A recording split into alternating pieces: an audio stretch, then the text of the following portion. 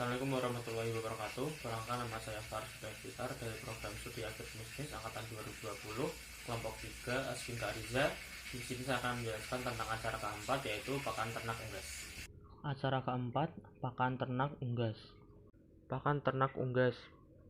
Langkah yang pertama yaitu klasifikasi bahan pakan. Yang kedua, fungsi nutrien terhadap unggas. Yang ketiga, ada cara pemberian pakan. Yang keempat, ada organoleptik bahan pakan. Dan yang kelima, ada kebutuhan nutrisi unggas tiap fase. Yang pertama, klasifikasi bahan pakan. Klasifikasi bahan pakan dibagi menjadi 8. Yang pertama ada hijauan kering dan jerami kering. Hijauan pakan yang sengaja dipanen dan dikeringkan serta berbagai jerami kering yang sengaja dipanen dan dirawat. Contohnya rumput gajah, rumput raja, dan daun jagung. Yang kedua ada hijauan segar. Hijauan pakan dan tambahan biji-bijian yang khusus dipanen dan diberikan pada ternak dalam keadaan segar. Contohnya rumput gajah dan rumput raja. Yang ketiga ada silase, hijauan pakan yang telah dipotong-potong dan mengalami fermentasi terkontrol. Contohnya ada silase hijauan jagung.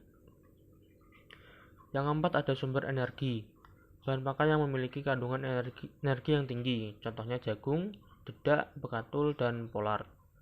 Yang kelima ada sumber protein, bahan pakan yang memiliki kandungan protein yang tinggi. Contohnya tepung ikan dan kedelai.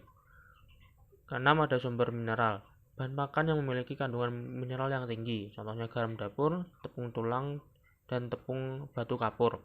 Yang ketujuh ada sumber vitamin, bahan pakan yang memiliki kandungan vitamin dan preparat vitamin yang tinggi. Contohnya minyak ikan dan tablet vitamin B kompleks. Dan yang terakhir ada adiktif pakan, bahan pakan yang tidak berfungsi sebagai sumber nutrien atau non-nutrien, ditambahkan dalam bahan pakan dengan tujuan tertentu seperti meningkatkan kapabilitas dan lainnya. Contohnya antibiotik, probiotik, fitobiotik, enzim, asam organik, hormon, zat warna, dan lain-lain. Yang kedua ada fungsi nutrien terhadap unggas. Fungsi nutrien terhadap unggas yang pertama yaitu energi. Energi merupakan faktor paling penting yang dibutuhkan dalam ransum broiler. Energi memiliki fungsi sebagai bahan bakar bagi pengendalian suhu badan, pergerakan badan, pencernaan, dan penggunaan bahan pakan. Kebutuhan energi pada pakan ayam broiler fase starter adalah 3000 kalori per kilogram, sedangkan kebutuhan energi pada pakan ayam broiler fase finisher adalah 3100 kalori per kilogram.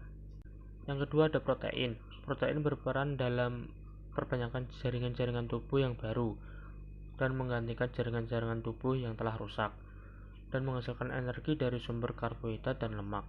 Kebutuhan ransum ayam broiler pada periode starter sebesar 21-24%.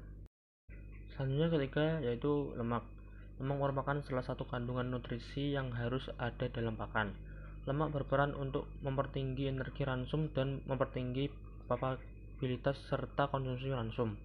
Kebutuhan lemak pada ternak periode starter adalah 5,5 sampai 8,5%, sedangkan kebutuhan lemak pada ransum ayam broiler fase finisher sebanyak 3%. Yang keempat ada kalsium. Kalsium berperan dalam pembentukan tulang, pembentukan kerbang telur, serta proses metabolisme embrional. Berperan penting dalam aktivitas enzim, termasuk dalam meneruskan impuls saraf. Kebutuhan kalsium pada ayam broiler fase starter sebanyak 0,9% dan fase finisher sebanyak 0,8%. Yang ketiga, cara pemberian pakan. Ransum yang diberikan pada 2 hari pertama untuk DOC tidak perlu dijatah, biarkan anak ayam makan sepuasnya. Pemberian pakan untuk ayam broiler sebaiknya selalu tersedia atau full feed, dan pemberian pakan harus serentak karena bila tidak, pakan akan diserbu dahulu oleh jantan sementara betina akan menunggu jantan kenyang. Hal ini akan menyebabkan berat ayam tidak seragam. Bentuk fisik ransum tepung komplit atau all mash merupakan bentuk ransum yang umum terlihat. Bahan yang terpilih menjadi ransum digiling halus kemudian dicampur menjadi satu. Ransum ini mengandung banyak unsur gizi yang dibutuhkan ayam, termasuk vitamin dan mineral tambahan. Yang keempat yaitu kebutuhan nutrien unggas tiap fase. Yang pertama, fase starter. Nutrisi yang dibutuhkan pada fase starter adalah 23-24% protein, lemak kasar lebih dari 3%, lalu ada serat kasar kurang dari 4%, kalsium 0,9-1,1%, fosfor 0,7-0,9%, dan energi metabolisme 3000 kalori per kilogram. Lalu pada fase finisher, pada periode finisher membutuhkan protein kasar sebanyak 20-22%, lemak kasar lebih dari 3%, serat kasar kurang dari 5%, lalu 0,9-1,1% kalsium, 0,7-0,9% fosfor, dan energi metabolisme sebanyak 3100 kalori per kilogram.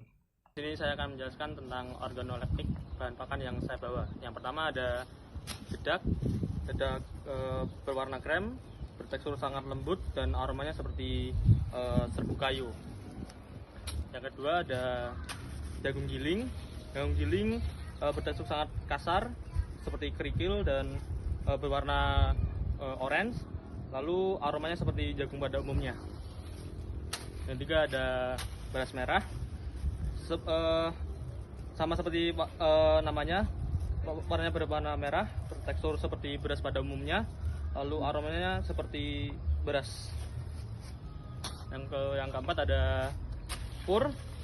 Di sini warnanya coklat kekuningan, lalu teksturnya sangat kasar dan aromanya seperti palet ikan.